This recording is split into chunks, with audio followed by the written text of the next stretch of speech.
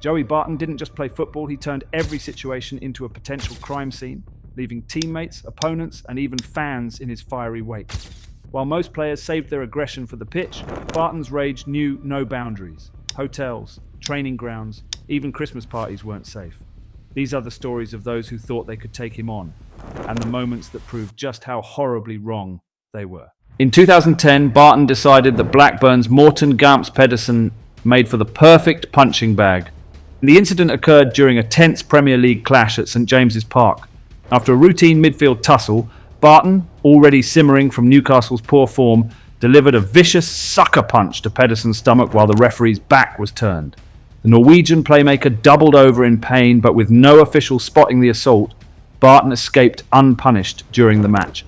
The football world only saw the truth when slow-motion replays exposed Barton's sneaky brutality afterwards. The FA subsequently slapped him with a 3-match ban, though Barton characteristically downplayed it as handbags. Pedersen, ever the professional, refused to fuel the fire publicly, but privately told teammates Barton belonged in a cage, not on a pitch. What made this attack particularly cowardly? Barton waited until Pedersen was completely defenceless, yet somehow it wouldn't even rank among Barton's top 3 most disgraceful moments, because when QPR faced Manchester City in 2012, he'd outdo even himself. If Joey's career were a fireworks display, his 2012 meltdown against his former employers in City would have been the grand finale, a spectacular explosion of self-destruction that summed up everything about his wild existence in football. The stage was set on the most dramatic day in Premier League history, City needing a win against Barton's QPR to clinch their first title in 44 years. After receiving a red card for elbowing Carlos Tevez, Barton immediately kneed Sergio Aguero in the back. As officials rushed to intervene, he then attempted to headbutt Vincent Kompany before being dragged off the pitch by Big Meeks. And this was all while he childishly screamed obscenities at the City bench, having a dig at the oil money that saw his contract ripped up in the first place, after a separate incident we'll get to later. To say he was a little bit bitter would be the understatement of the century. The FA handed him a 12-match ban, the longest in Premier League history at that point, while pundits called it career suicide. But the most telling moment came after the match. As City celebrated their famous title win with the iconic Aguero moment, Barton tweeted congratulations to City with a winking emoji. Even in disgrace, he couldn't resist playing the villain, clearly not knowing when to quit. A year later though, one target in particular was far less willing to back down when faced with Joey's antics. Because if there was ever a man immune to Barton's mind games, it was Zlatan Ibrahimovic. During Marseille's 2013 clash with PSG, Barton decided the best tactic was to mock Zlatan's appearance, calling him Big Nose, while hacking at his ankles. What followed was a masterclass in composure meeting chaos. Every Barton foul was met with an ice-cold stare, every provocation answered with a dismissive flick of the boot.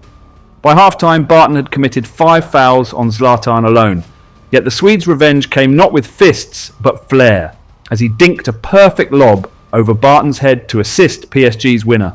Post-match, Barton called him overrated in interviews.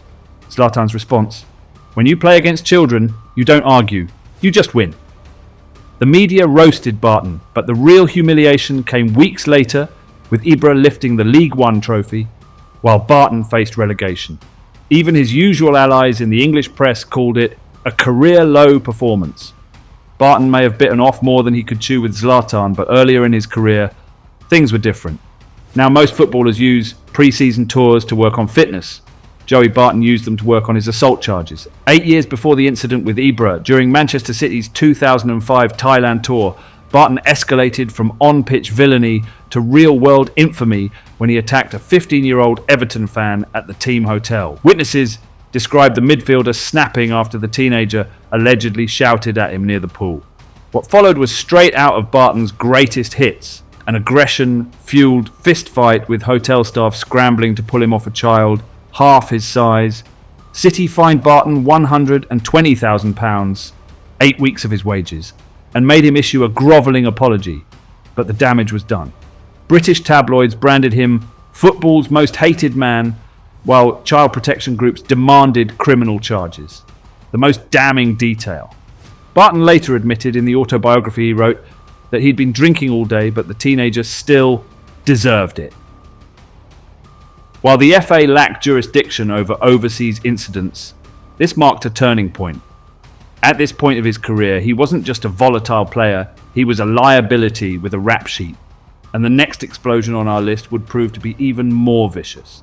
8 years prior, when he was still playing for City, he attended the team Christmas party for what should have been a celebration. For Manchester City's young reserve player, Jamie Tandy, though, it became a nightmare that would define Joey Barton's legacy of violence. During what teammates described as a civilised club dinner, Barton, already drunk by the appetiser course, suddenly jammed his lit cigar into Tandy's right eye while laughing. The 19-year-old collapsed screaming as the smell of burning flesh filled the room. Witnesses reported Barton showed zero remorse, allegedly joking around by saying "Merry fucking Christmas" as medical staff rushed to treat the blistering third-degree burn that would leave Tandy permanently scarred. Club doctors later confirmed the cigar had missed blinding the teenager by millimetres. While City fined Barton 6 weeks' wages, £60,000, and ordered anger management classes, the real consequences unfolded in the dressing room. Captain Sylvain Distin led a player revolt, with multiple veterans refusing to speak to Barton for the remainder of the season. Most disturbing of all, though, Barton's later justification in his autobiography, just locker room banter that got out of hand. Forensic psychologists who analysed the case noted the attack's calculated nature. Barton had specifically targeted a junior player who couldn't fight back.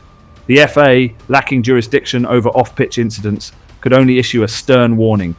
This incident was early on in his playing career, but as we've seen, Joey didn't learn a thing, so it came as no surprise that his managerial career started in the same aggressive fashion. In fact, it started as his playing days ended with his fists. In April 2019, as Fleetwood Town boss, Barton allegedly assaulted Barnsley manager Daniel Stendel in a tunnel altercation so violent it left the German coach with facial injuries and triggered a police investigation. The witnesses described Barton lying in wait post-match, attacking Stendel near the dressing rooms after Barnsley's 4-2 win. The assault, captured on CCTV but never publicly released, reportedly involved Barton headbutting Stendel, leaving him bleeding from the mouth with damage to his teeth. South Yorkshire Police opened a criminal case and charged Barton, though those charges were later dropped due to a not guilty verdict from the jury. Barton claimed self-defence, alleging Stendel provoked him, a version even Fleetwood players reportedly doubted. Stendel, who required dental work, maintained he'd been ambushed. This wasn't passion, this was assault. Despite being the first incident of his managerial career, as we move back in time once again, we'll see that Barton's capacity for cruelty as a player wasn't exhausted. In fact, his most vicious assault, one that finally crossed legal boundaries, was over a decade earlier. The training ground attack that ended Joey Barton's Manchester City career wasn't just another violent outburst. It was a sustained, calculated assault that crossed the line from football thuggery into criminal brutality. On May 1st, 2007, during what teammates described as a routine training session, Barton turned on French midfielder Ousmane Dabo with terrifying ferocity. Witnesses reported Barton first taunted Dabo during drills before suddenly launching a sucker punch from behind that sent the Frenchman sprawling. What followed was a sustained beating that left Dabo unconscious, with significant head trauma and an inflamed eye. Medical staff who rushed to the scene initially were gravely concerned for Dabo. Thankfully, club doctors later confirmed he was in a stable condition, suffering headaches with some bruised eyelids, but would make a full recovery. Teammates who tried to intervene described Barton as possessed, continuing to rain down punches even after Dabo lost consciousness. The fallout was immediate and severe. Manchester City sold Barton to Newcastle, ending his 11 years at the club. French authorities issued an international arrest warrant, and Barton ultimately received a 4-month suspended jail sentence after pleading guilty to assault.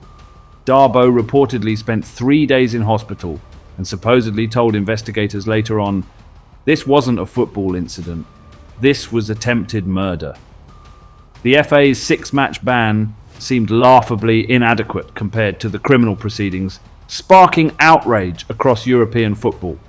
While Barton would eventually return to the Premier League with Newcastle, the Dabo assault marked a permanent stain on his career.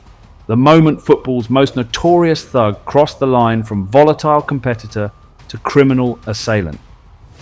Joey Barton's career was a masterclass in unchecked aggression, a blur of red cards, police reports, fines and bans.